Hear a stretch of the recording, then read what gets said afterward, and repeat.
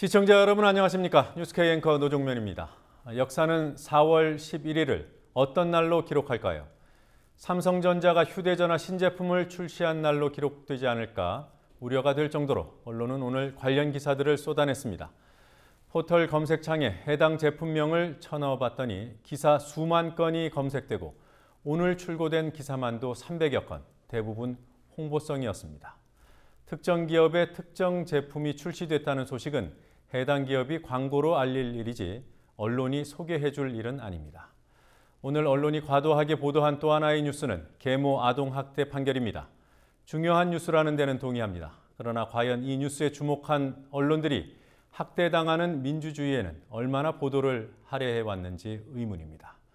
2014년 4월 11일 오늘은 간첩 조작 사건 피해자인 유우성 씨에게 오히려 혐의가 추가되고 검찰이 구형을 하는 날입니다. 1960년 4월 11일 오늘은 마산 중앙부두 앞바다에서 눈에 최루탄이 박힌 고등학생의 시신이 발견된 날, 4.19의 도화선이 된 바로 그날입니다. 뉴스K 잠시 뒤에 시작합니다.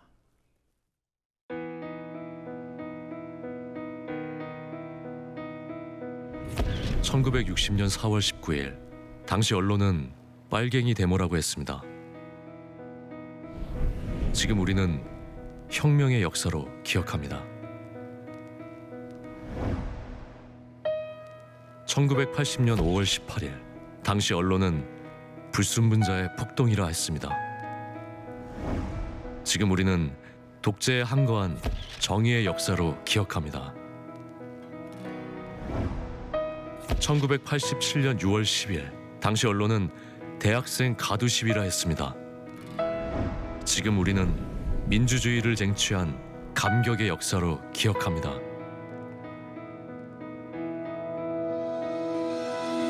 백 없고 돈 없는 노동자, 서민, 학생들이 스스로 타올라 역사를 만들었습니다. 현실은 다시 타오를 것을 요구하고 있습니다. 아니, 이미 타오르고 있습니다.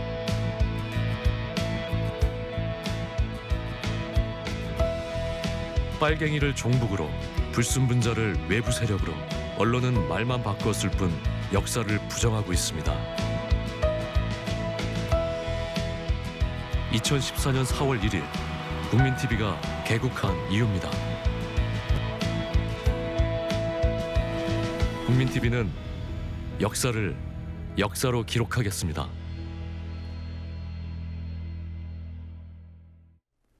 서울시 공무원 간첩 사건 항소심에서 결심 공판이 오늘 열렸습니다. 결심 공판은 피의자가 최후 변론을 하고 검찰이 구형을 하는 공판입니다. 아직 결심 공판이 끝나지 않았다고 합니다. 다만 검찰이 최근 신청한 공소장 변경은 재판부에 의해 받아들여졌습니다. 간첩 조작의 피해자인 유우성 씨에게 검찰은 사기 혐의를 추가했습니다. 서울고등법원의 중계 카메라 나가 있습니다. 곽보아 PD. 네, 오늘 오전에 시작된 공판, 왜 아직도 안 끝나고 있는 거죠? 네, 오전 10시에 시작된 공판은 아직도 진행 중입니다. 현재는 검찰이 최종 의견 진술을 하고 있고 앞으로 검찰의 구형, 변호인 측의 최종 변론이 남아 있습니다. 오늘 결심 재판에서는 유 씨의 간첩 혐의를 두고 치열한 공방이 있었습니다. 검찰은 추가 증인 신문과 추가 증거 조사에 4시간 가까이를 할애했지만 일부 증거는 받아들여지지 않거나 참고 자료로만 인정됐습니다. 유 씨는 1심에서 간첩 혐의에 무죄를 선고받았지만 화교 신분을 숨기고 탈북자 지원금 2,500만 원을 받은 혐의는 유죄로 인정돼 징역 1년에 집행유예 2년을 선고받았습니다. 검찰의 공소장 변경 신청이 받아들여졌던데요. 공소장이 어떻게 바뀐 겁니까? 네, 재판부는 검찰이 주장한 재판부가 유 씨의 한 행위가 여러 범죄 사실에 인정된다는 부분을 받아들였습니다. 재판부는 유 씨가 화교 신분을 속이고 탈북자로 위장해 각종 지원금을 수령한 일에 대해 사기 행위와 북한이 이탈주민 보호법 위반에 동시에 해당된다는 검찰의 주장을 받아들였습니다. 이에 따라 유 씨는 기존의 간첩 혐의와 탈북자 지원법 위반 혐의에다가 사기 혐의까지 추가된 공소 사실에 대한 판결을 기다리게 됐습니다. 이로써 유 씨에게 적용된 범죄 액수는 기존 2,560만 원에서 8,500만 원으로 늘었습니다. 2008년 영국으로 유학을 간 뒤 가명으로 허위 난민 신청을 했던 부분, 공공임대주택 거주권을 받은 부분도 공소 사실에 포함됐습니다. 또한 서울 동부지검이 2010년 기소유예 처분했던 외국환거래법 위반 혐의도 유 씨의 범죄 경력에 추가됐습니다. 피고인의 이름을 중국식 이름인 리우찌아강으로 바꾸고 등록 기준지도 서울에서 중국으로 바꿔 검찰은 유 씨가 중국 국적임을 강조하기도 했습니다. 이에 대해 변호인은 검찰이 공소장 변경을 신청한 시기는 공교롭게도 증거 위조가 밝혀진 후였다며 1년 동안 가만히 있다가 갑자기 사기죄를 들고 나온 건 피고인을 괴롭히려는 의도고 보복성 조치라고 반발했습니다. 네, 검찰이 무더기로 증거를 제출했다가 받아들여지지 않거나 참고 자료로만 쓰였다고 했지 않았습니까? 그건 무슨 얘기입니까? 네, 그렇습니다. 검찰은 조사 과정에서 유 씨의 동생 가려 씨가 협박과 회유를 당했다는 주장을 반박하기 위해 조사 과정을 담은 동영상을 재생해야 한다고 주장했습니다. 하지만 변호인 측은 가려 씨가 폭행당했다고 주장한 적은 없다며 오빠도 간첩 혐의를 인정했다, 번복하면 벌 받는다 등의 기망, 회유 때문에 허위로 자백한 것이라며 검찰이 낸 증거 조사가 필요 없다고 주장했습니다. 그러자 재판부는 피고인이 아닌 자에 대한 영상 녹화물은 기억을 환기하기 위한 용도로만 쓰인다는 형사소송법에 따라 증거 채택을 거부했습니다. 또 검찰은 변호인 측이 낸 유 씨의 출입 경기록에 입이 나오게 된 경위를 묻겠다며 과거 재판에서 기각된 적이 있는 이상진 고려대 정보보호대학원 교수를 다시 증인으로 불렀습니다. 검찰은 이 교수의 증언을 통해 시스템 오류로 유 씨의 출입경 기록이 나타났을 가능성이 있다고 주장했지만 이 교수는 국가가 운영하는 전산 시스템을 연구해 본 적은 없다고 했습니다. 검찰이 자신들에게 유리해서 불렀을 증인일 텐데요. 별 소용이 없었군요. 네, 그렇습니다. 이상진 교수를 데려온 의도가 물거품이 된 셈입니다. 오늘 이 외에도 이와 같은 사례가 몇 번 더 있었습니다. 변호인은 검찰의 각종 증거 제출에 대해 고의로 재판을 지연시키고 있다며 검찰이 약속한 입증 계획을 뒤집고 원하는 방향과 달라지자 이미 심리한 부분에 대한 증거를 무차별적으로 제출하고 있다고 반발했습니다. 재판부는 오늘 결심 공판 등 재판 기록을 검토한 후 오는 25일 선고할 예정입니다. 재판부가 최종 판단을 어떻게 내릴지 주목됩니다. 지금까지 서울고법에서 국민TV 뉴스 곽보아입니다. 네, 곽 PD 수고했습니다. 네, 국방부가 오늘 무인기에 관한 중간 조사 결과를 발표했습니다. 결정적 증거는 없지만 북한 소행이 거의 확실하다는 내용이었습니다. 최종 결론을 내리기까지 한두 달 정도 걸린다는 입장도 밝혔습니다. 4년 전 천안함 사건 때처럼 지방선거 직전에 최종 결과를 발표할 경우 또 한 번 북풍 논란이 일 것으로 보입니다. 취재 PD 연결해서 알아봅니다. 김진희 PD. 네, 김진입니다. 네, 오늘 오후 국방부에서 있었던 중간 조사 결과 발표 내용 좀 더 상세히 전해주시죠. 국방부는 지금까지 발견된 3대의 무인기가 북한 것이 거의 확실하다고 발표했습니다. 그 근거로 다수의 정황 증거들을 내놨지만 결정적인 증거는 내놓지 못했습니다. 오늘 발표는 김민석 국방부 대변인이 맡았습니다. 김 대변인은 백령도에서 발견된 무인기가 찍은 사진 100여 장을 분석한 결과 군사시설이 많은 지역을 이동하며 찍은 것으로 나타난 점, 무인기의 색깔이 2012년 김일성 생일 사열식 방송과 2013년 김정은의 군부대 방문 때 보도된 사진에서 공개된 무인기와 유사하다는 점 등을 증거로 들었습니다. 또 부품 일련 번호가 고의로 지워진 흔적은 구입 장소 추적을 피하려는 목적을 보여준다고 설명했습니다. 국방부는 북한 소행임이 명확히 밝혀지면 유엔사 군사정전위원회를 통해 항의하는 등 강력하게 대응하겠다는 입장입니다. 네, 그럼 최종 결론은 언제쯤 나오는 거죠? 무인기의 GPS 분석이 완료돼야 최종 결론을 내릴 수 있어 한 달 이상 걸린다는 것이 국방부 설명입니다. GPS 정보를 보면 무인기가 어디서 출발했는지와 이동 경로를 파악할 수 있는데 합동조사팀은 아직 GPS 정보를 해독하지 못했다고 밝혔습니다. GPS 정보가 담긴 무인기의 중앙 처리 장치를 잘못 열었다가 정보가 훼손될 것을 우려해 아직 처리 장치를 분해하지 않는다는 입장인 것으로 알려졌습니다. 이 때문에 최종 발표가 지방선거에 임박해 이뤄질 가능성도 배제할 수 없게 됐습니다.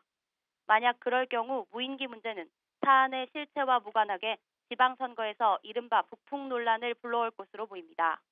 국방부는 국방과학연구소 무인기 사업단장을 팀장으로 분야별 전문가들을 모아 과학조사 전담팀을 꾸려 더 확실한 추가 증거를 찾아내겠다고 밝혔습니다.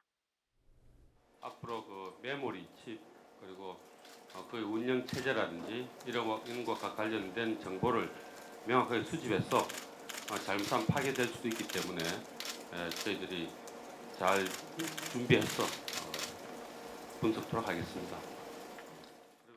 네, 오늘 발표된 내용들 대부분 언론에 이미 보도된 내용들이 아닙니까? 맞습니다. 국방부가 내놓은 정황 증거들은 이미 언론 보도를 통해 나왔던 내용이었습니다. 오늘 브리핑은 미리 배포된 보도자료를 6분간 그대로 낭독하고 취재진의 질문은 3개 받았지만 그중 한 질문에 대해서는 출입기자단 비공개 브리핑에서 답하겠다고 말해 새로운 내용은 공개되지 않았습니다. 스모킹건, 즉 핵심적인 증거가 없는 수사 결과 발표가 실망스럽다는 반응이 나오고 있습니다. 결국은 결정적 증거는 없었다.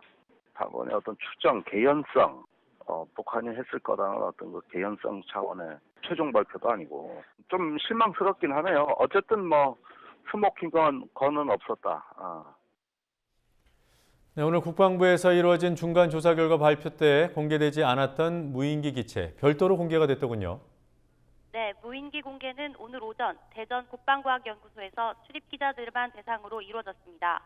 파주와 삼척에서 발견된 무인기 2대는 날개가 넓은 형태로 동체 길이와 날개 폭이 각각 1.4m와 1.9m가량입니다. 그리고 백령도에서 발견된 무인기는 이보다 좀 더 큽니다. 길이가 1.8m, 폭이 2.4m가량입니다. 국방과학연구소 김종성 무인기 사업단장은 파주와 삼척에서 발견된 무인기의 메모리는 삼성에서 만든 제품이라고 밝히면서 무인기들의 개발 수준은 높지 않다고 덧붙였습니다. 이 평가가 맞다면 군 조사단은 왜 아직 GPS 분석을 못하고 있는지 모순이 생기기도 합니다. 네, 그런 점도 있군요. 잘 들었습니다. 김진희 PD였습니다. 네, 원희룡 전 의원이 오늘 새누리당 제주지사 후보로 선출됐습니다. 새누리당과 새정치민주연합을 통틀어서 광역단체장에 출마하는 후보가 경선으로 정해진 것은 제주도 원희룡 후보가 처음입니다. 기초공천 논란을 끝낸 새정치민주연합에서는 이제 공천을 놓고 본격적인 경쟁이 펼쳐지게 됩니다. 취재 PD 연결합니다. 김미주 PD. 네, 김미주입니다. 네, 원희룡 전 의원 예상대로 압도적인 승리였군요. 네, 69.3%의 지지를 받았으니까 압승이란 표현이 아깝지 않을 것 같습니다. 새누리당이 원희룡 대세론이란 말을 밀고 있는데 오늘 당내 경선만 보면 틀리지 않아 보입니다. 그렇지만 야당 후보들과 치르는 본선에서도 원희룡 대세론을 얘기하기는 힘든 상황입니다. 경선 룰에 불만을 품고 경선에 불참한 우금민 현 지사가 새누리당을 탈당해 무소속으로 출마할 가능성이 여전히 있기 때문입니다. 우 지사가 출마를 안 한다고 해도 야당 후보를 지원하는 시나리오가 거론되고 있어서 원 후보는 쉽지 않은 본선을 치를 것으로 예상됩니다. 현재 해외 출장 중인 우금민 지사는 내일 귀국 후 자신의 거취를 밝힐 예정입니다. 새누리당에서는 오늘 제주를 시작으로 내일 울산과 세종, 모레는 경북, 다음 날엔 경남 순으로 광역단체장 후보를 결정합니다. 새누리당에서는 젓가락을 꽂아도 당선된다는 영남권에서 특히 경선이 과열돼서 선거가 혼탁해지는 양상을 보이고 있습니다. 네, 깃발이 아니라 젓가락만 꽂아도 당선됩니까? 네, 어제로 기초 공천 논쟁을 끝난 민주연합, 이제 본격적인 선거 체제에 돌입하는 건지요? 오늘 오전 첫 번째 중앙선대위원장단 회의를 열면서 전열을 가다듬는 분위기입니다. 선대위원장단의 공식 이름은 새정치승리위원회입니다. 김한길, 안철수 두 공동대표를 비롯해서 문재인, 정동영, 정세균, 손학규, 김두관 등 대선 후보나 예비 후보였던 인사들이 공동위원장을 맡았습니다. 선약이 있던 손학규 전 위원만 빼고 오랜만에 이 인사들이 한자리에 모였습니다. 문재인 의원은 이 자리에서 선거 승리를 위해 할 수 있는 모든 노력을 다하겠다며 지방선거의 목표는 박근혜 정권의 심각한 불통과 독선, 대선 공약 파기를 심판하는 것이라고 강조했습니다. 김두관 전 경남지사는 어려운 지역인 영남 출마자들을 위해 현장에서 다시 시작하겠다고 말했습니다. 이어진 민주연합 의원총회에서는 선대 위원장들을 향한 환호가 크게 터져 나왔습니다. 네. 자, 공천 전쟁이 벌어질 것이다. 뭐 이런 전망도 있던데요. 두 세력이 합쳐진 당이라 그러지 않겠습니까? 그런 분위기가 나타나고 있는지요? 안철수 대표가 선거의 승패는 개혁 공천 여부에 달렸다고 말한 걸 두고 벌써부터 견제가 시작된 게 아니냐는 해석이 나왔습니다. 안 대표는 선출 횟수, 명망, 경력은 중요치 않다고도 강조했습니다. 반면 다른 선대위원장들은 일반적인 의미의 개혁 공천을 언급한 데 그쳤습니다. 첫 선대위 회의에서는 공천 신경전이 뚜렷하지 않았지만 시간이 지나면서 점차 가열된다는 건 충분히 예상되는 상황입니다. 네. 자, 지금 시점에서 새정치민주연합의 공천 신경전이 가장 뜨거운 곳, 경기도 아니겠어요? 네, 그렇습니다. 예비 후보들이 경선 룰을 둘러싸고 강하게 충돌하고 있습니다. 김진표 예비 후보는 오늘 오후 국회에서 기자회견을 갖고 당의 경선 룰이 확정된 지 6일 만에 갑자기 뒤바뀌었다며 모레 오전까지 자신의 요구가 받아들여지지 않으면 후보직을 사퇴하겠다고 말했습니다. 경기지사 경선 룰 문제는 여론조사를 할 때 여당 지지자를 넣느냐 빼느냐가 핵심입니다. 김진표 후보는 넣어야 한다는 입장이고 김상곤, 원혜영 후보는 빼야 한다고 주장합니다. 김진표 후보는 당이 애초의 방침과 달리 어젯밤 갑자기 새누리당 지지자를 빼기로 했다면서 원래 계획대로 돌아가거나 연령별로 투표율을 보정해야 한다고 요구했습니다. 경기도의 논란에 구 민주당과 안철수 의원 측의 갈등이 나타나고 있다고 보는 건 무리입니다. 그렇지만 양측의 경쟁이 본격화되고 지역별로 각기 다른 경쟁 구도가 겹치면서 치열한 공천 전쟁이 예상됩니다. 지금까지 국민TV 뉴스 김희주입니다. 네, 지금까지 김희주 PD였습니다. 수고했습니다.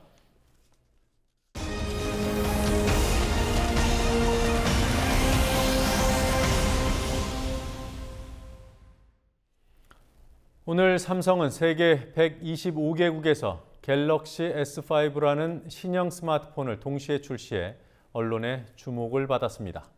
세계 동시 출시라는 홍보성 보도에 가려져 있지만 갤럭시 폰과 관련해서는 제대로 조명해 봐야 할 중요한 뉴스들이 있었습니다. 오늘 뉴스룸 리포트에서 이 문제들 알아보도록 하겠습니다. 노지민 PD 스튜디오에 나와 있습니다. 어서 오십시오. 안녕하십니까. 자, 갤럭시 폰을 둘러싼 소송이 있더군요. 이 문제부터 알아볼까요? 네, 좀처럼 보기 어려운 일이 벌어지고 있습니다. 삼성전자 그리고 전자업계 전문지인 전자신문 사이에 거의 전면전에 가까운 대결이 진행 중입니다. 네, 어떤 내용인지 좀 더 구체적으로 설명해 주시죠. 지난달 전자신문이 갤럭시 S5 생산에 차질이 있다고 보도했고 이에 대해 삼성은 사실이 아니다, 오보로 피해를 봤다며 손해배상을 청구했습니다. 그런데 속사정을 들여다보면 좀 더 복잡합니다. 전자신문이 최근 잇따라 내놓은 삼성전자 비판 보도가 진짜 이유라는 평가도 있습니다. 전자신문과 삼성전자 어떤 일이 있는지 윤이나 PD가 보도합니다. 전면전의 시작은 전자신문이 지난달 17일 게재한 출시 코앞 갤럭시 S5 카메라 렌즈 수율 잡기의 안간힘이라는 기사였습니다. 삼성은 3일 뒤 보도 내용이 사실과 다르다며 정정 보도를 요구했습니다. 그러나 전자신문은 정정 보도를 거부하고 갤럭시 S5의 문제에 관한 후속 기사를 내보냈습니다. 삼성은 다시 정정 보도를 요구했지만 받아들여지지 않자 지난 3일 3억 원의 손해배상 청구 소송을 제기했습니다. 삼성전자는 21면에 실렸던 기사의 정정 보도문을 일면 중앙 3단 크기로 실어달라고 요구했습니다. 법적 대응에 앞서 통상 진행하는 언론중재위원회 중재 절차도 거치지 않았습니다. 해당 기사는 삼성 측이 삼성전자와 독자들에게 깊이 사과드립니다 라는 문구를 제시하는 등 굴욕적인 요구를 했다고 주장합니다. 사실 이런 류의 기사까지 못 쓰는 언론사면 언론사가 정체성이 없는 거죠. 기자도 기자일 수가 없는 거고요. 그래서 저희는 생존권을 걸고 싸운 겁니다. 저희가 삼성하고 어떻게 전면전을 벌이는 작은 언론사가 문구 글자 크기 간격까지 정해서 정정 보도문 내라고 보내는 경우는 거의 없다고 그러더라고요. 그 전까지. 그런데 이제 삼성 같은 경우는 어떤 일면에 뭐 몇 단 크기로 글자 크기, 줄 크기 간격 그리고 고개 숙여 사과드립니다. 삼성전자에 이런 어떻게 보면 언론사로서는 굉장히 굴욕적인 문구거든요. 이 기자는 삼성이 자본력을 바탕으로 한 소송전을 통해 비판적인 기사를 통제하려 한다고 말했습니다. 저희 혹시 블로그 보셨나요? 블로그가 공식적인 입장 표명이기 때문에 그걸로 이용하시면 될 것 같습니다. 블로그에 실린 글에서 삼성전자는 진정한 언론은 기사를 무기화하지 않는다고 말했습니다. 정론집필의 초심으로 돌아가라고도 했습니다. 이렇게 언론사에 진짜 소송을 거는 걸 모습을 보니까 아무래도 다른 언론사들은 위축될 수밖에 없죠. 아무래도 삼성의 비판적인 언론들조차도 사실은 어떻게 보면 이번 사건이 있으면서 전자신문 그리고 전자신문 기자들 스스로 되게 많이 반성을 했었습니다. 우리가 제대로 해야 될 이야기를 못하니까 지금 기업이 언론사를 대상으로 언론을 상대로 이런 식으로까지 나오는 걸 어떻게 보면 이런 시대를 만드는데 어떻게 보면 일조를 한 거죠. 우리도. 그래서 이제는 제대로 된 어떤 잣대와 어떤 비판의 어떤 그런 칼날을 제대로 우리가 언론으로서 역할을 해야겠다. 전자신문은 전사적인 대응에 나섰습니다. 삼성 측의 소송 제기를 언론 길들이기로 규정하고 내부 결속을 강화하며 전담 대응팀까지 구성했습니다. 광고 의존도가 높은 경제 전문지가 굴지의 재벌 기업을 대상으로 벌이는 싸움에 언론과 재계의 이목이 집중되고 있습니다. 국민TV 뉴스 윤인아입니다. 네, 지금 전자신문은 지금 그 일부 부품이 조달되지 않았다는 그 갤럭시 폰의 문제를 지적해서 그거 가지고 지금 소송이 벌어지고 있습니다만 그거 이외에도 삼성전자가 갤럭시 S5를 세계 동시 출시하겠다고 해놓고 사실 SK텔레콤으로부터 먼저 출시가 되지 않았습니까? 이런 관련된 보도들도 꽤 했어요. 네. 그런 반복적인 비판 기사가 이번 사태의 주 원인이다. 뭐 이런 얘기도 있더군요. 네, 그렇습니다. 자, 그리고 보도에 문제가 있다고 판단이 되면 보통 언론중재위원회를 거치지 않습니까? 네, 맞습니다. 대개 반론 보도나 정정 보도 등에 대한 피해 사건은 언론중재위원회를 통해서 조정되는 것이 일반적입니다. 네. 뭐 신속하게 피해를 구제하기 위해서 소송을 걸었다. 뭐 이렇게 얘기하지만 네. 오히려 문제가 더 커진 것 같아요. 삼성의 언론 길들이기라는 비판이 계속 나오고 있고요. 또 해외 일부 언론들은 애플은 신제품 출시 때마다 오보에 시달렸지만 언론사를 고소한 적은 없다. 이번 소송으로 오히려 문제가 더 확산됐다며 삼성이 자충수를 뒀다는 논조를 보이기도 했습니다. 네. 자, 삼성 신형폰 또 어떤 문제 있습니까? 삼성이 세계 최초의 스마트폰 기능이라고 홍보하는 심박수 측정 기능에 대한 논란입니다. 기존 정부 규정대로라면 의료기기가 아닌 전자제품에 심박 측정 기능을 넣는 건 불법입니다. 식품의약품안전처가 갤럭시 S5 출시를 위해서 규정 개정까지 했다는 비판입니다. 김지혜 PD가 취재했습니다. 지난 2월 말 삼성전자는 스페인 바르셀로나에서 개최한 행사를 통해 갤럭시 5S 등 자사 신제품을 공개했습니다. 이 자리에서 삼성전자는 신제품의 출시 일자도 공개 발표했습니다. On April 11th, we will release these incredible devices in nearly 150 countries. 하지만 삼성의 공식 발표와는 달리 우리나라에서는 지난달 27일부터 갤럭시 S5를 구입할 수 있었습니다. SK텔레콤이 자사의 영업정지 기간에 갤럭시 S5가 출시되는 것에 비하기 위해 조기 판매를 시작했기 때문입니다. 삼성전자는 SK텔레콤이 판매를 시작하기 하루 전까지도 조기 출시는 없다고 못 박았지만 SK텔레콤의 유감을 표하는 데 그쳤습니다. 약속을 지키지 못할 경우 삼성전자가 입을 타격에도 불구하고 삼성이 불이익 조치를 취하지 않아 IT 업계를 중심으로 두 기업이 사전 조율을 했다는 분석이 나왔습니다. 한편 이날 SK텔레콤이 판매를 개시한 갤럭시 S5는 삼성전자가 광고했던 주요 기능 가운데 하나인 심박 센서를 사용할 수 없는 상태였습니다. 심장 박동수를 측정하는 기능이 비활성화된 채 판매된 이유는 의료기기 품목 및 품목별 등급에 관한 규정 때문. 최근까지 심장 박동을 측정할 수 있는 모든 기기는 의료기기로 분류돼 생산, 판매 시에 별도의 허가를 받아야 했습니다. 하지만 갤럭시 S의 공식 출시를 사흘 앞둔 지난 8일, 운동용, 레저용으로 사용되는 심박 측정기는 의료기기 관리 대상 품목에서 제외되도록 규정이 바뀌었습니다. 삼성전자의 신제품 공식 출시일 직전에 바뀐 규제. 이 과정에서 삼성전자의 임직원이 관할 부처인 식품의약품안전처 관계자를 2차례 만났다는 사실이 확인됐습니다. 삼성전자와 식약처는 지난 12월 16일 그리고 지난 1월 21일 만났습니다. 만났냐 안 만났냐 그거만 얘기해. 상담차 만났습니다. 이 자리에서 삼성전자는 의료기기 관련 규제를 완화해달라는 요구를 식약처에 전달했습니다. 따라서 관련 규정의 개정은 삼성전자를 위한 특혜라는 지적입니다. 그동안에 중소기업들도 수없이 그런 요구를 많이 했잖아요. 식약처가 그거 안 들어줬잖아요. 그럼 왜 삼성에서 얘기를 하면 들어주게 되느냐 이 말입니다. 한 번도 들어주지 않던 식약처가 어떻게 삼성이 요구하면 석 달 만에 이게 일이 끝나냐 이 말이에요. 정부의 이러한 특혜성 규정 개정은 단순히 스마트폰 판매를 용이하게 해주는 데 그치지 않습니다. 갤럭시 S5에 의료 기능이 탑재된 점, 삼성전자가 원격 진료 도입의 최대 수혜 기업으로 꼽힌다는 점, 삼성전자가 지난 몇 년 동안 원격 의료 사업을 준비해 왔다는 점에서 정부가 대기업이 바라는 원격 의료를 강력히 추진하겠다는 의지도 익힙니다. 현재 보건복지부도 홈페이지 등을 통해 스마트폰만으로 원격 진료가 가능하다고 홍보하고 있습니다. 국민TV 뉴스 김지혜입니다. 네, 심장 박동수를 측정하는 기능이 있다는 이 갤럭시 S5 규정이 개정되기 전에는 어떤 기기로 분류가 됐습니까? 식약처가 삼성전자에 보낸 3월 17일자 공문에 답이 나와 있습니다. 여기에는 2등급 의료기기라고 명시되어 있습니다. 그러니까 정부가 특혜성 규정 개정을 해준 4월 8일까지 20여일 동안은 의료기기였습니다.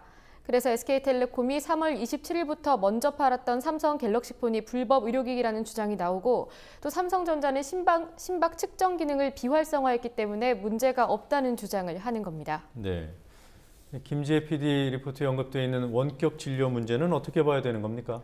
네, 원격 의료는 정부가 의료계와 시민사회 반대에도 불구하고 강행하려는 정책이고 이로 인한 수혜는 삼성전자 등이 본다 이런 말이 오랫동안 나왔기 때문에 이번 갤럭시폰 출시를 둘러싼 특혜 의혹이 예사롭게 보이지 않습니다. 특히 지난 2010년부터 3년간 진행된 스마트케어 시범 사업에 삼성 계열사가 대거 참여했던 점도 이 의혹을 뒷받침하고 있습니다. 네, 스마트케어 시범 사업이요. 네. 어떤 계열사들이 참여했습니까? 삼성전자, 삼성생명, 강북 삼성병원이 참여했습니다. 네, 삼성전자를 둘러싼 논란 앞으로도 주목해 볼 필요가 있을 것 같습니다. 자, 다음 얘기 해보도록 하죠. 1960년 오늘 고 김주열 열사의 시신이 마산 중앙부두 앞바다에서 눈에 체류탄이 박힌 채 발견된 날, 바로 오늘 아니겠습니까? 네. 요즘 한국이 체류탄 수출국의 오명을 쓰고 있던데요. 얼마나 수출을 하고 있습니까? 네, 2011년부터 2013년까지 바레인에 147만여 발, 터키에 61만여 발, 방글라데시에 20만여 발, 인도네시아에 약 4만 발이 수출됐습니다.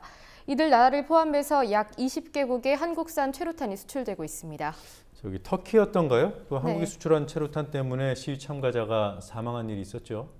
네, 지난달 터키의 베르킨 엘반 군이 경찰이 쏜 체류탄에 맞아 사망하면서 터키의 이한열 열사라며 국내에 보도되기도 했습니다. 네. 자, 다른 나라에서도 유사한 일이 있었죠. 네, 최근 바레인 인권단체에서 체류탄 수출을 중단해달라는 요구를 하러 한국을 방문했습니다. 국회와 경찰청 등을 방문한 이들은 바레인에서 2011년부터 2년간 약 70명의 시민이 체류탄 때문에 숨졌고 그 체류탄은 모두 한국이 수출한 것이라고 밝혔습니다. 네. 자, 이런 여론 이후에 그 체류탄 수출이 어떻게 된 겁니까? 중단된 겁니까? 네, 원천 금지는 아니고 정확히 표현하면 잠정 중단된 상태입니다. 잠정 중단이요? 네. 네. 자, 지금 우리나라에서는 체류탄이 사용되지 않고 있는 겁니까? 네, 김대중 정부가 들어서면서부터 국내에서는 사용이 금지됐습니다. 한국 현대사에서 반인권과 반민주를 상징해온 체류탄의 역사를 강신혜 PD가 정리해드립니다. 체류탄은 격동의 현대사 중심에 있었습니다. 3.15 부정선거 직후인 1960년 4월 11일 부정선거 항의 시위에 참가한 뒤 실종된 고등학생이 마산 중앙부두에서 시신으로 발견됩니다. 한쪽 눈에 체류탄이 박힌 채 숨진 그는 4.19 도화선이 된 고 김주열 군입니다. 1987년 6월 9일 당시 연세대생 이한열 군이 경찰이 직격탄으로 발사한 체류탄에 맞고 쓰러집니다. 60항쟁이 촉발되고 6.29 선언까지 이끌어냈지만 그는 한 달을 혼수 상태에 빠져 있다가 결국 숨을 거두고 맙니다. 체류탄은 5공화국에서 한 해 수십만 발씩 사용되다 1987년 67만 발로 그 사용량이 정점에 이릅니다. 생산을 독점한 삼양화학은 막대한 매출을 올렸고 사주가 소득세 납부 1위를 기록하기도 했습니다. 이후 사용량이 감소하던 체루탄이 공식적으로 거리에서 퇴장한 시점은 1999년입니다. 당시 김대중 정부는 체루탄을 시위 진압에 사용하지 못하도록 했습니다. 체루탄이 특별한 계기로 다시 등장하기도 합니다. 2004년 한칠레 FTA가 국회에서 비준을 받자 농민들이 국회로 향했고 경찰은 체루탄을 쐈습니다. 2011년에는 국회 안에서 체루탄이 터졌습니다. 당시 민주노동당 김선동 의원이 한미 FTA 비준안 강행 처리를 저지한다는 명분으로 본회의장 발언대에 올라가 체루탄을 터뜨렸습니다. 현재 경찰은 시위 진압을 위해 체루탄 대신 최루액을 사용하고 있습니다. 한국은 체루탄 사용국의 오명은 벗었지만 체루탄 수출국이라는 오명을 새로 얻었습니다. 국민TV 뉴스 강신혜입니다. 네, 방금 전해드린 최루탄의 역사, 이제는 많이 잊혀진 것 같아요. 네. 오늘 영상 인터뷰 길에서 이한열 열사의 모교를 다녀왔다죠? 네, 고 이한열 열사의 모교 연세대학교 교정에서 최루탄에 대한 학생들의 의견 들어봤습니다. 김밤지 세우고 울림마다 맺힌 진주보다 더 고운 최루탄 쓰는 거는 그다지 좋은 그건 아닌 것 같아요.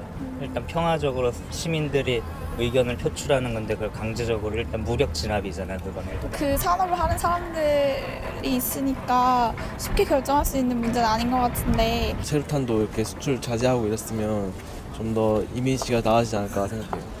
그 용도를 아는 상태면은 수출을 하지 않는 것이 바람직할 것 같긴 한데요. 그래서 좀 어쩔 수 없는 방법이지 않을까 하는 생각도 들어요. 기업을 하는 사람들이 그렇게 도덕적으로 행동을 했던 적이 없으니까. 우리나라에서 다른 나라로 만들어서 수출되는지도 몰랐는데 막상 듣고 보니까 안타까운 마음이 들고 안 그랬으면 좋겠네요. 그거를 돈을 목적으로 그렇게 하는 거는 바람직하지는 않다고 생각해요. 우리나라 경우 민주 항쟁을 거치면서 뭐 김주열 군이나 특히 이한열 군의 전례가 있는데 그거를 무시하고 판매하는 건 문제가 있다고 생각합니다.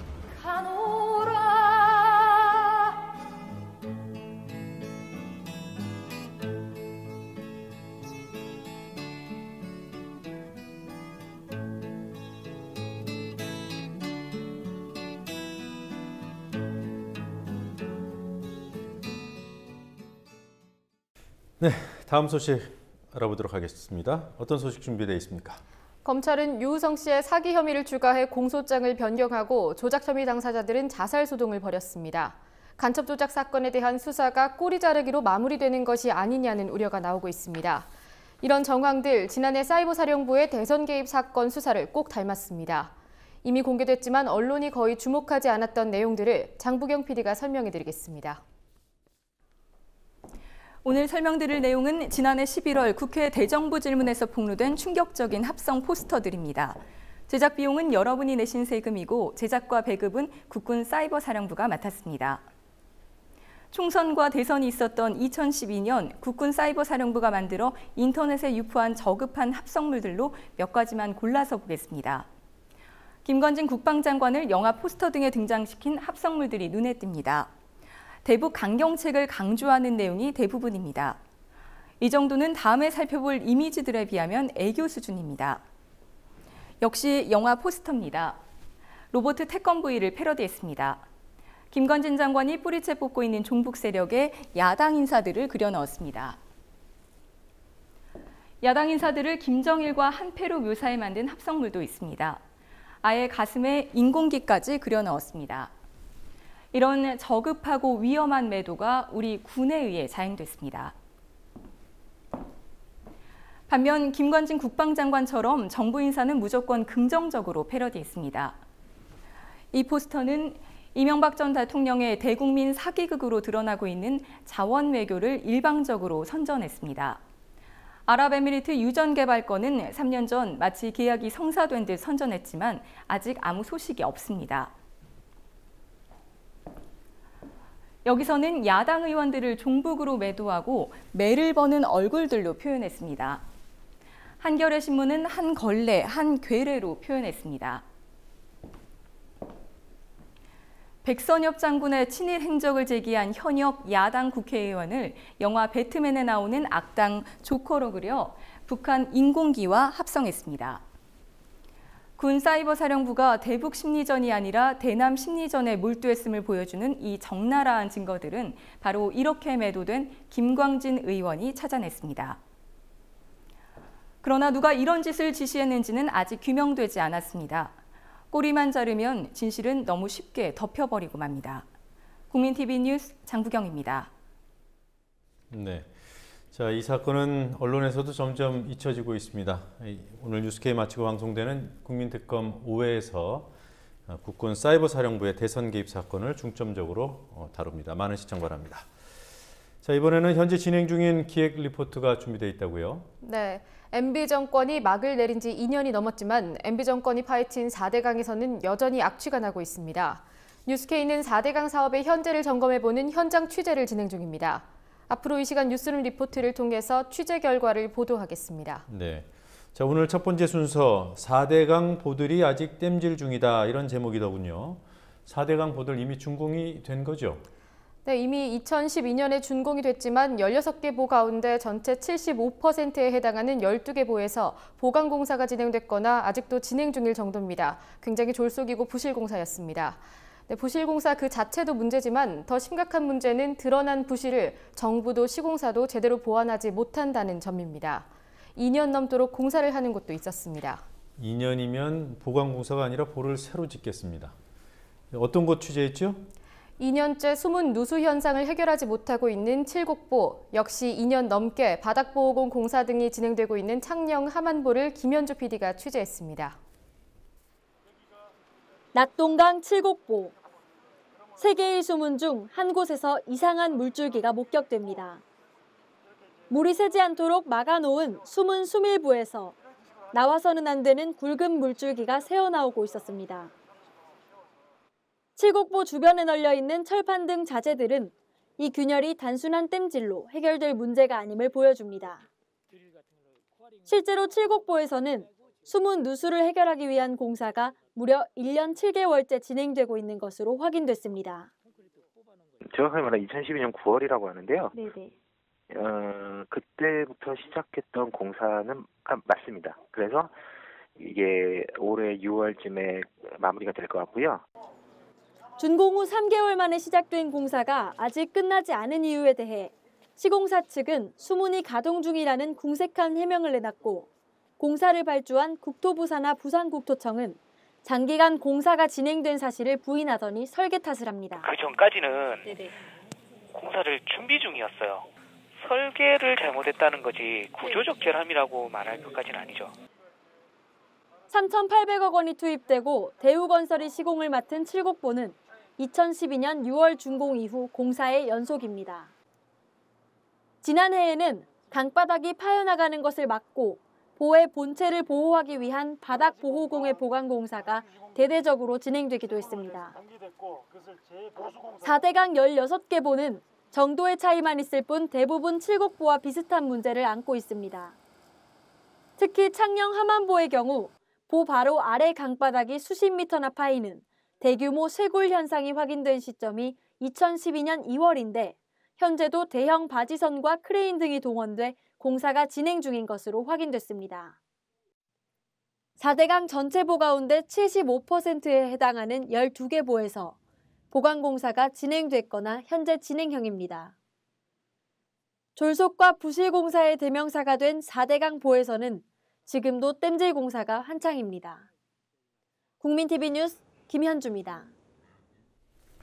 네, 김현주 PD가 보도해드린 리포트 후반부에 나오는 창녕 함안보, 2년 전 제가 뉴스타파 취재진으로 현장을 취재했던 곳이거든요. 그때 네. 이미 휴시하면서 은밀하게 공사를 진행하고 있었던 곳이기도 합니다. 2년이 지난 지금까지도 공사를 하고 있다니 참 어처구니가 없다는 말 말고는 할 말이 없어요. 네. 앞으로 4대강 기획 취재 어떤 부분들을 조명합니까? 오늘 보도 내용처럼 4대강의 현재를 취재하고 있습니다. 지금까지 확인된 내용을 간략히 종합해보면 4대강 공사 때부터 지적했고 또 확인된 문제들이 여전했습니다.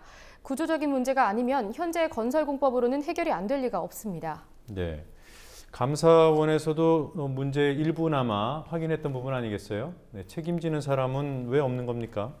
네, 말씀하신 대로 문제의 극히 일부를 감사원이 확인했는데 공교롭게도 바로 그 직후에 당시 감사원장이 교체됐습니다. 게다가 4대강 관련 수사도 건설사에만 국한됐기 때문에 4대강 정책을 입안하고 추진했던 핵심 인사들을 현 정부가 보호하는 건 아닌가 의구심을 갖게 됩니다. 네, 지금 영주댐도 취재하고 있죠?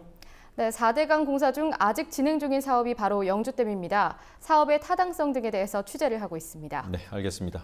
자, 오늘은 여기에서 마무리하도록 하겠습니다. 수고했습니다. 네.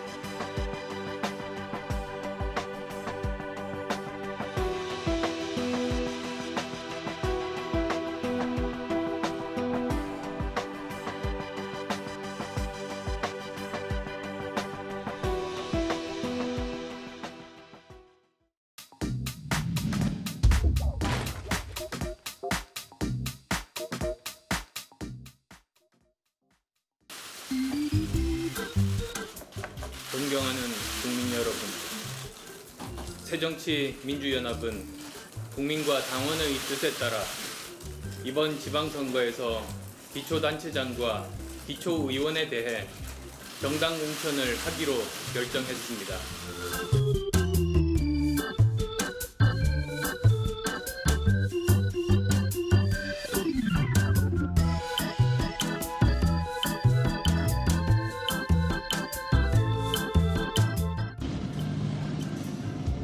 오늘부로 네가 넘버원이야.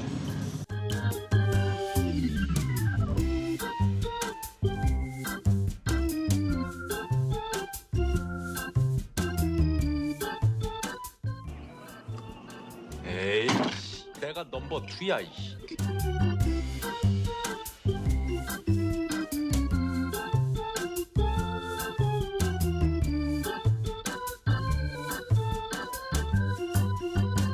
세상에 넘버원이 어딨냐, 다 삼류지. 그리고 세상도 인간도 다 넘버 3야. 정치 생명, 곧 정계 은퇴를 하는 게 약속을 지키는 일일 겁니다. 말 바꾸기로 약속 위반 바이러스를 계속 만들어냈으니 이제 그만 다운될 시간입니다. 간보기 정치에서 철수 정치, 말 바꾸기의 철수 정치의 전형을 보이는 것 같습니다. 오늘도 철수하시면 내일은 안 철수하실 것인지요.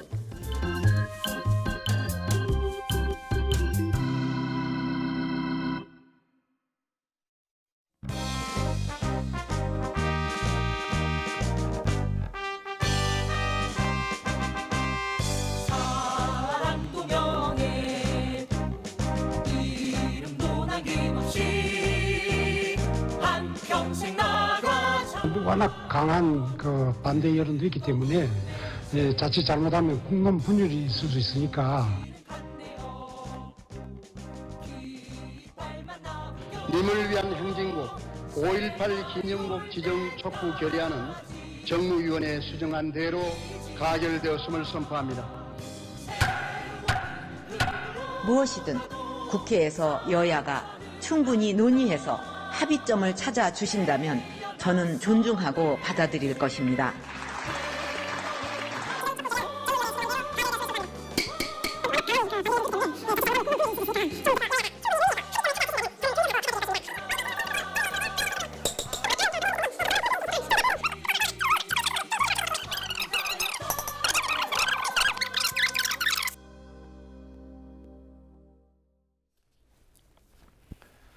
내년도 최저임금을 결정하는 회의가 오늘부터 시작됐습니다. 전국의 교대생들은 오늘 하루 수업을 거부하는 동맹 휴업을 했습니다. 오늘 있었던 주요 뉴스들 황준호 뉴스 취재팀장과 함께 살펴보겠습니다. 어서 오십시오. 예. 네.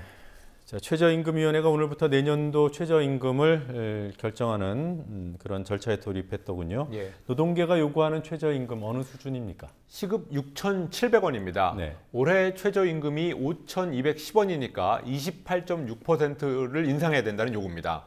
민주노총, 한국노총, 양대 노총하고 참여연대, 경실련 등등 32개 단체로 구성된 최저임금연대가 합의한 요구액수입니다. 민주노총은 최저임금 요구액을 계산하려고 작년 9월부터 올 1월까지 전국 각지에 있는 공단 저임금 노동자들의 실태를 조사했다고 합니다. 결론은 시급이 낮을수록 더 오래 일을 한다는 겁니다. 더 돈을 벌어야 돼, 남들하고 비슷하게 돈을 벌려면 더 오래 일을 해야 된다는 그런 결론이었습니다. 그래서 죽음을 부르는 과로와 장시간 노동의 원인이 바로 저임금 노동이었다는 겁니다. 네. 어떻게 보면 뭐 시급 1,500원 더 올려달라 이건데 수치로 예. 보니까 28.6%예요.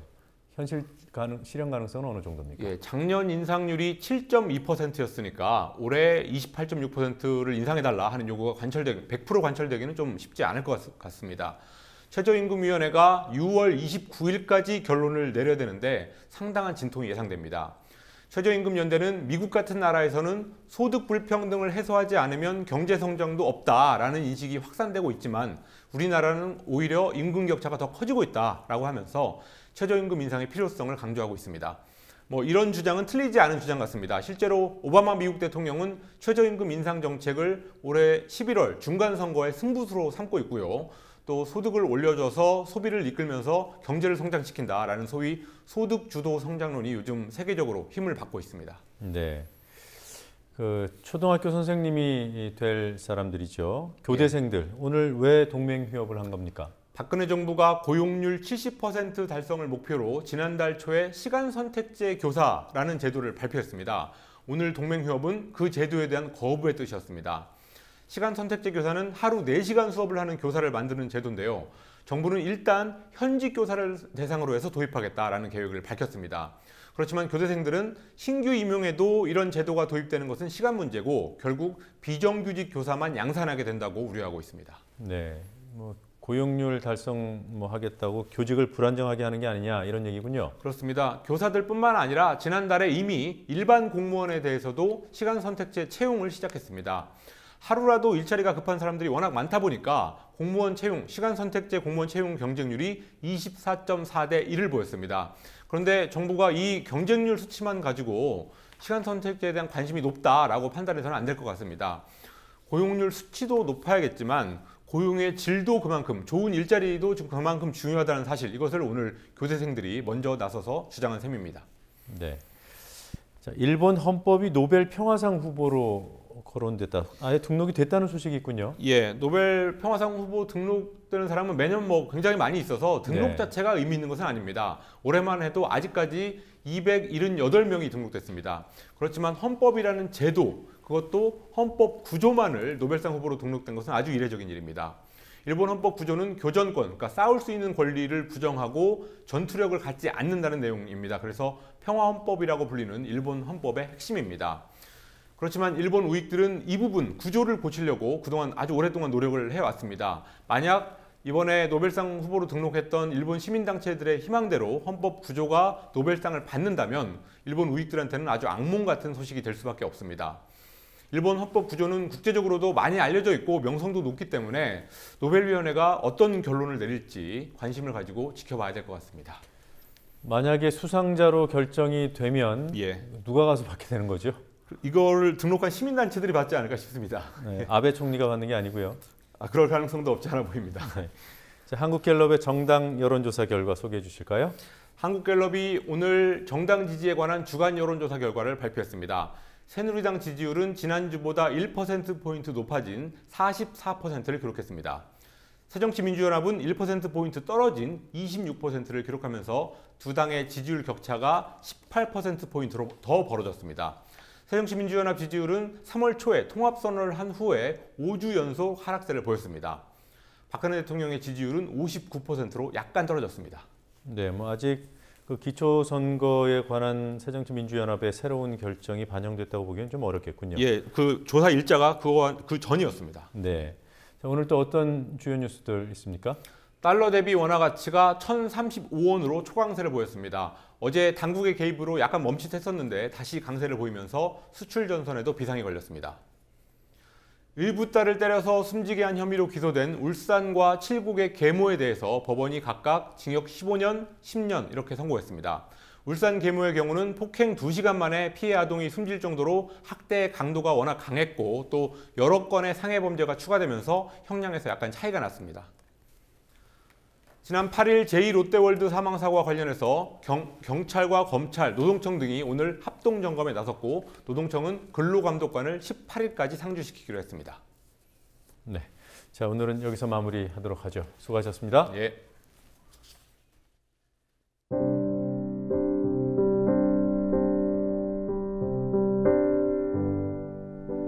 이 좋은 봄날 자목련 곱게 꽃잎을 열기도 하는 날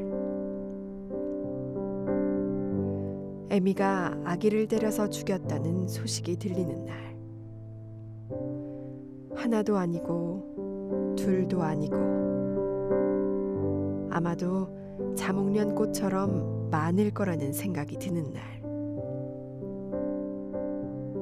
부모가 자식을 어른이 아이를 사람이 사람을 때려 죽이는 세상에서 우리가 산다는 게 견디기 어려운 날 자목련 붉게 붉게 우는 날 어디로 어떻게 살아온 길이기에 우리 사는 세상 이렇게 되었는지 생각하기도 무서운 날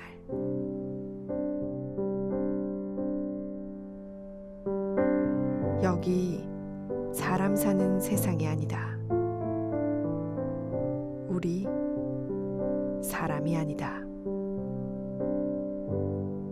우리 사람이 아니다.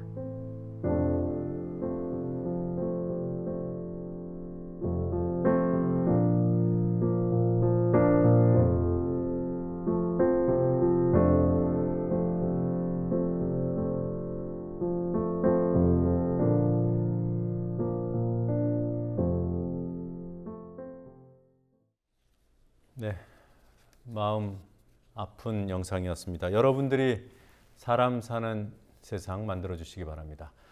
뉴스케이 이번 주 순서 여기서 모두 마치도록 하겠습니다. 이어지는 국민특검 5회 국군 대선 심리전단 편도 많은 시청 바랍니다. 다음 주 월요일 밤 9시에 다시 찾아뵙겠습니다. 고맙습니다.